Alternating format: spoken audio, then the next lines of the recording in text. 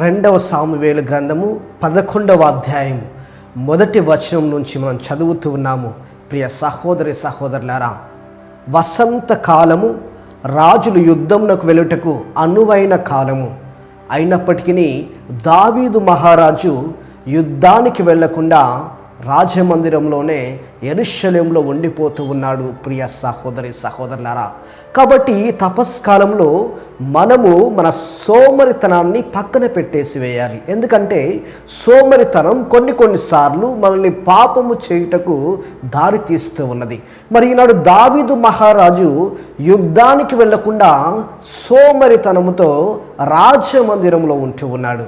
మరి ఆ సోమరితనం అంతటితో ఆగిపోతుందంటే తన యొక్క బాధ్యతను వదిలివేసి, యుద్ధానికి వెళ్ళవలసినటువంటి బాధ్యతను వదిలివేసి, తన రాజసత్వాన్ని వదిలివేసి కాలక్షేపం చేయడానికి నిర్ణయించుకుంటూ ఉన్నాడు. అలా తన రాజమందిరం పైకి ఎక్కి కాలక్షేపం చేస్తూ ఉన్న సమయంలోనే ఒక స్త్రీని చూస్తూ ఉన్నాడు. ఆ స్త్రీ ద్వారా పాపాన్ని కట్టుకుంటూ ఉన్నాడు. ప్రియ సహోదరి సహోదరులారా, కాబట్టి ఒక తపస్కాలంలో మనకున్నటువంటి సోమరితనాన్ని వదిలివేద్దాం.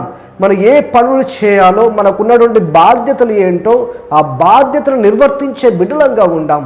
కాబట్టి చాలాసార్లు మనం ప్రార్థన అనగానే సోమరితనాన్ని వెళ్ళబుచ్చుతాము. ఇదిగో నాకు సమయం లేదు, ఇదిగో నేను అలసిపోయాను అని చెప్పి సోమరితనాన్ని వెళ్ళబుచ్చుతాము. కాబట్టి ప్రియ దేవుని బిడ్డలారా, ఎప్పుడైతే మనం సోమరితనాన్ని వెళ్ళబుచ్చుతామో ఆ సోమరితనం మనల్ని కాలక్షేపం చేయడానికి దారితీస్తుంది. ఆ కాలక్షేపంలో చాలాసార్లు మనం పాపం చేయడానికి మొగ్గు చూపుతాము. కాబట్టి ప్రియ దేవుని బిడ్డలారా, ఈ యొక్క తపస్కాలంలో మన సోమరితనాన్ని వదిలివేసి దేవునికి మారుగా ఉండే బిడ్డలుగా ఉండడానికి ప్రయత్నాలు చేద్దాం. ఆమేన్.